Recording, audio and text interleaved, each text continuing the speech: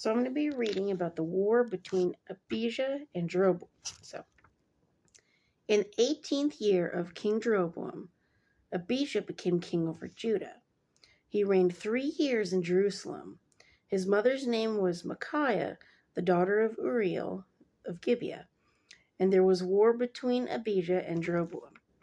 Abijah set the battle in order with an army of valiant warriors, 400,000 choice men.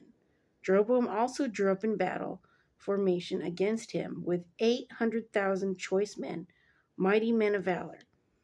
Then Abijah stood on Mount Zemaraim, which is in the mountains of Ephraim, and said, "Hear me, Jeroboam, and all Israel." He wanted everybody to hear, okay?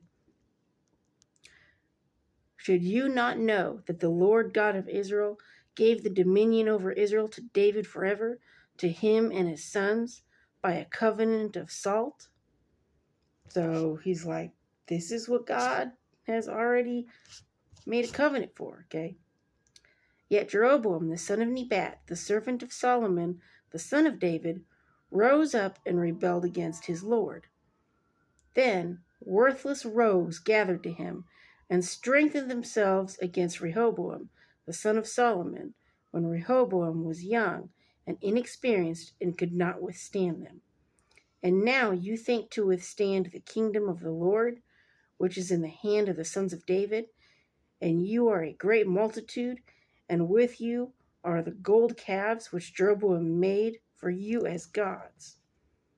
Have you not cast out the priests of the Lord, the sons of Aaron and the Levites, and made for yourselves priests like the people of other lands, so that whoever comes to consecrate himself with a young bull and 7 rams may be a priest of things that are not gods?" So we tend to do that as people. We go, well, so-and-so did it. Everybody else does it.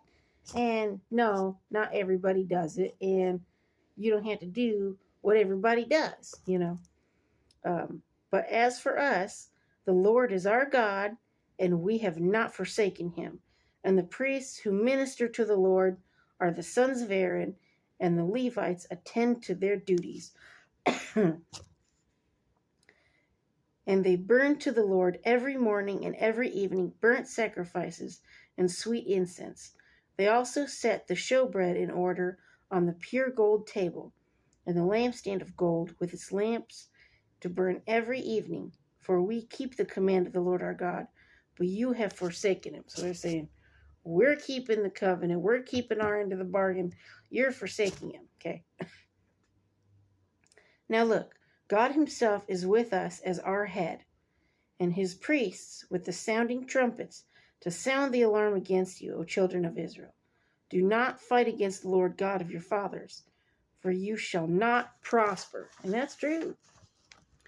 But Jeroboam caused an ambush to go around behind them. So they were in front of Judah, and the ambush was behind them. And when Judah looked around, to their surprise, the battle line was at both front and rear. So now they're surrounded, okay? And they cried out to the Lord, and the priests sounded the trumpets. Then the men of Judah gave a shout. And as the men of Judah shouted, it happened that God struck Jeroboam and all Israel before Abijah and Judah. And the children of Israel fled before Judah, and God delivered them into their hand. Then Abijah and his people struck them with a great slaughter.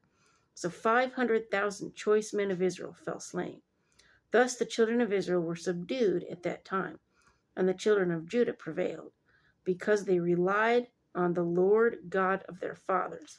Because they relied on the Lord God of their fathers. It's time we as Christians rely on God, okay? It doesn't matter what people do, okay? God, he is still God, and he is still in control, and we need to rely on him, okay? And Abijah pursued Jeroboam and took cities from him, Bethel with its villages, Jeshanah with its villages, and Ephraim with its villages. So Jeroboam did not recover strength again in the days of Abijah. And the Lord struck him, and he died. The Lord struck him, and he died. Sometimes God will do that. He'll be like, it's time for you to leave this world. Okay?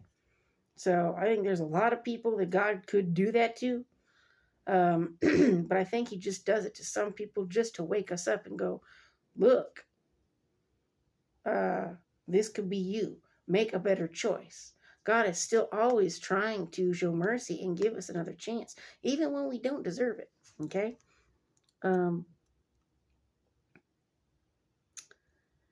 But Abijah grew mighty, married 14 wives, and begot 22 sons and 16 daughters. So he had a big family, okay? Now the rest of the acts of Abijah, his ways and his sayings, are written in the annals of the prophet Iddo. You know, I need to look and see if those are still around somewhere, because that would be pretty awesome to see what his sayings were, what was going on around his time. So, but anyway, but it's going to get more interesting as we go on, because next we're going to be reading about Asa reigns over Judah. Okay. So it's Asa's turn now, and we'll see how Asa reigns. Okay. So, thumbs up, like, and subscribe, and peace.